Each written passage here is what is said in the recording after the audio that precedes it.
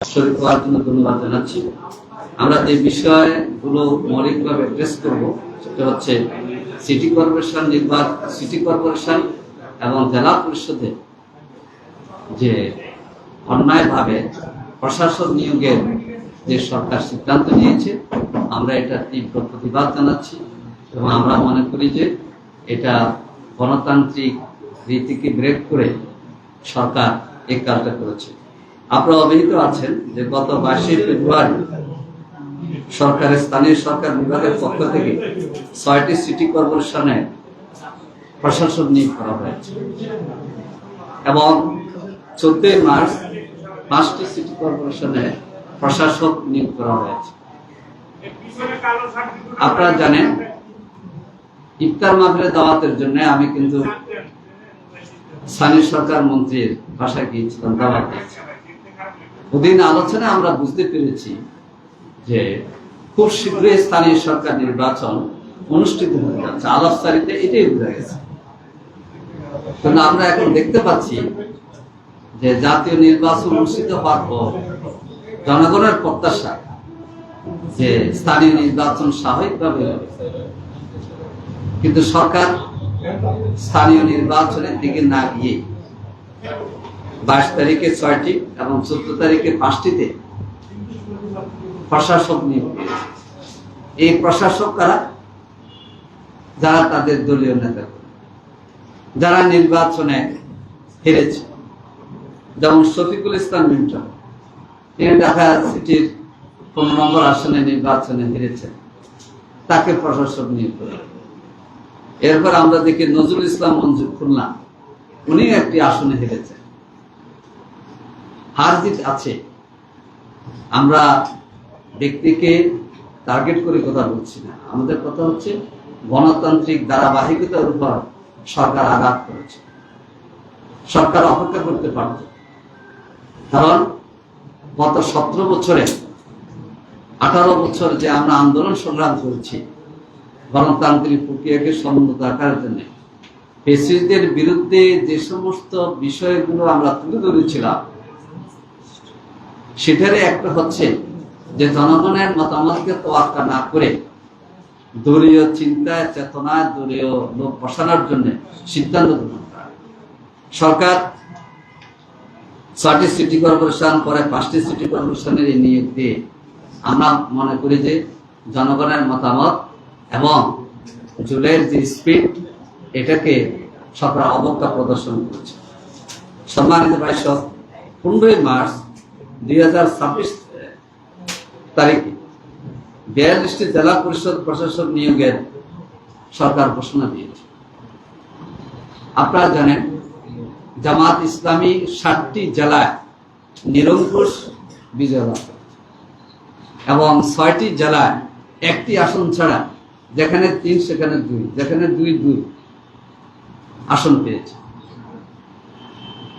দেখা যাক, সরকার 42টি জেলায় তাদের দলীয় লোক নিয়োগ দিয়েছে এবং দলীয় লোক যদি বিশিষ্ট নাগরিক হতো সেটা ভিন্নভাবে চিন্তা করার ছিল। কিন্তু দেখা যায় যারা বিপুল ভোটে হেরেছে, যেমন গাইবান্ধা 3-এ বিএনপির জেলা সভাপতি জামাত ইসলামের প্রার্থীর গাড়ি বিপুল ভোটে হেরেছে, তাকে গাইবান্ধা জেলা পরিষদের প্রশাসন নিয়োগ করা। গাইবান্ধা 5টি আসনের মধ্যে 4টিতে জামাত ইসলামী নির্বাচিত হয়েছে। কুড়িগ্রাম 4টি আসনের মধ্যে 4টাতে 11 দলীয় জোট, 3টি জামাত, 1টিতে জিতেছে। সেখানে যিনি গত নির্বাচনে হেরেছেন তাকে প্রশাসন নিয়োগ। এটা এক ধরনের হাস্যকর বিষয়। আমরা মনে করি স্থানীয় সরকার নির্বাচন সচল হওয়া দরকার এবং জনগণের ভোটে নির্বাচিত প্রতিনিধিরা এই ক্ষেত্রে এগিয়ে আসুন যে দলের উপর।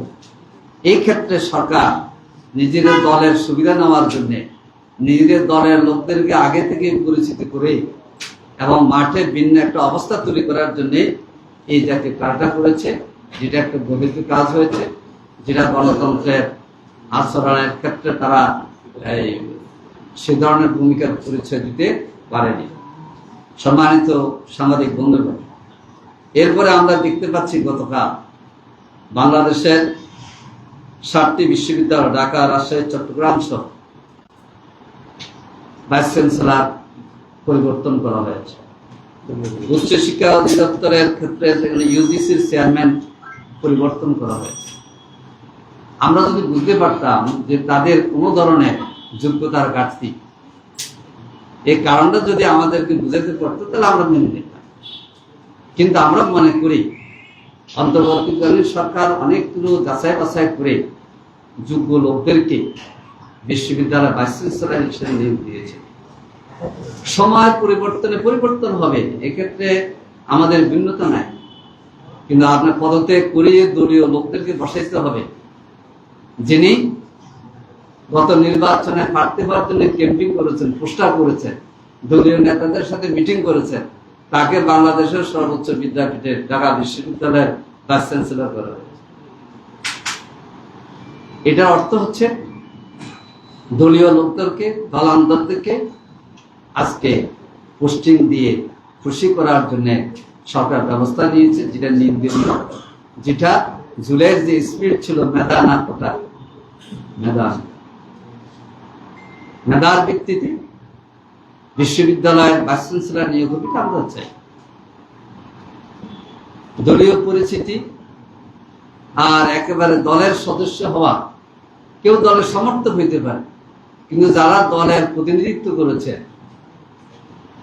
যারা নির্বাচনে প্রার্থী হওয়ার জন্য পোস্টার করেছে, এই সমস্ত লোকদেরকে বিশ্ববিদ্যালয়ের ভাইস চ্যান্সেলরের এই সম্মানিত আসনে বসিয়ে সরকার জুলাই স্পিরিটের বিরুদ্ধে বার্তা দিয়েছে বলে আমরা মনে করি।